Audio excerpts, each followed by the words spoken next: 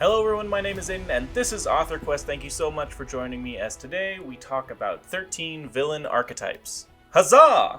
Now some of you may have noticed that I haven't posted a video in about a month or so, and that is mainly because I have moved. I moved all of my stuff, I moved all my set, everything else that I own, and I moved into a new location, and we're just getting life sorted out, so do be ready for more regular content to be coming out soon. But that is why we had a little bit of a break there. So, yeah, super excited to get back on the content train. Alright, let's get into it. Just to recap, because it's been a while, an archetype is an original pattern or model which all things of the same type are representations or copies. As usual, I won't go into too much detail into these archetypes, but I will cover the basics. Do note that, as always, this is not an exhaustive list, so if you can think of any archetypes, please leave them down in the comment section below. Also, most of these are not exclusive to sci-fi fantasy. You can use these across all genres, you can use most of these across all genres, I guess I should say that. And if you're interested in how to make cool characters using these villain archetypes, you just have to take an unlikely pair of them and combine them together to make a really interesting and compelling character. This is how we can make cool and fresh stories that no one has ever heard before. It's familiar, but it's different. Without any further ado, let's go! Number 1. The Evil One. The Evil One is evil itself, a cognizant, ethereal being that seeks the destruction of everything good in the world. It is hate itself, and has existed since the beginning of time. Great examples of this is Morgoth from Lord of the Rings, and Odium from the Stormlight Archive. Number 2. Evil Incarnate. Evil Incarnate is very similar to the Evil One villain archetype, except for one key difference. Evil Incarnate has a body or an avatar. Not only does it have a mind and a will to destroy everything that is good, it also has the physical means to do so. Number 3. The Fallen. The Fallen is a villain archetype that was once a person with the will to do good, who ultimately made an unredeemable choice that resulted in their being cast out and fallen, never to ascend again. What was once so good and great is now so repulsive and ugly in the sight of the righteous. A great example of this character is Mordo from Doctor Strange. Number 4. The Villain for Hire. The Villain for Hire is a character who is purely motivated by money. Whatever hesitation they had when murdering, pillaging, and plundering has long been replaced with apathy and greed. Number 5. The Maniac. The Maniac is a chaotic villain who is completely distorted in a mental and spiritual way. They are obsessive and twisted, and are purely motivated by feeling joy at others' suffering. The supreme example of the Maniac archetype is the Joker from Batman. Number 6. The Self-Righteous Villain.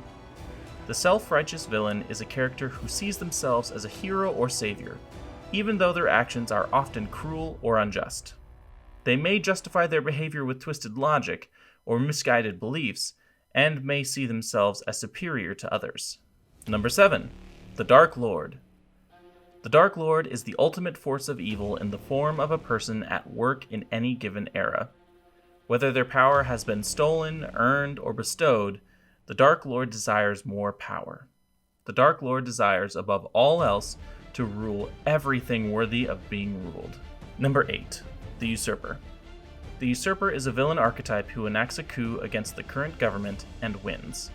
They are tactical, savvy, and driven to be the one in power. They are willing to do whatever it takes to be ruler, because in one way or another, they have convinced themselves that only they should be ruler. A great example of this is the Emperor from Star Wars.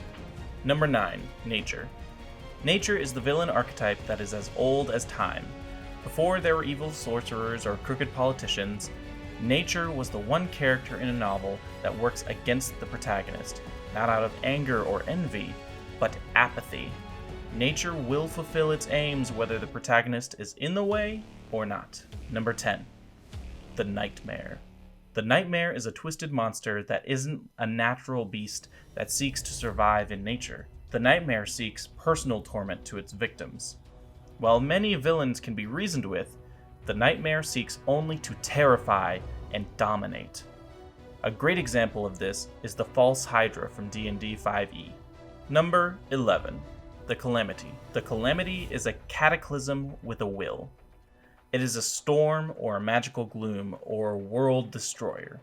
The Calamity only needs the conditions to be right to destroy everything, but once those conditions are met, there is nothing that can stop its destruction. Great examples of this are Calamity Ganon, Alioth from the Loki TV series, and the Storm from The Day After Tomorrow. Number 12. The Rival. The rival is the intimate opponent to the protagonist. Whether their aims are the same or not, the rival is going to do it their way and do it better. They will do anything to sabotage the protagonist and win. A great example of this is Gary from Pokemon.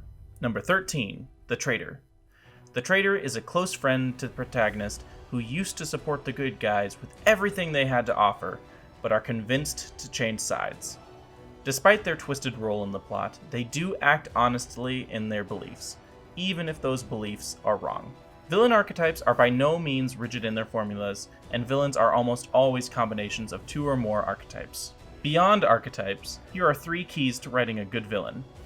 Number 1. Conviction. A villain's motivation needs to be existential. Either they need to accomplish their goals, or they might not as well exist. Number 2. Empathy. The more your reader can empathize with the villain, the more compelling they are. For instance, if the villain is doing evil things to bring their deceased wife back to life, then it is easier for the reader to empathize because it begs the question, what would the reader do if they were in the villain's shoes? And finally, number 3, cost. A villain should be constantly costing the good guys a higher and higher price the longer they remain undefeated. More and more people die, more cities are burned, more resources are stolen or used to fend them off, and people close to the protagonist should be getting hurt. If you can get at least 2 out of 3 of these, you will have a compelling villain. Check out this video here, I think you might like it. Huzzah!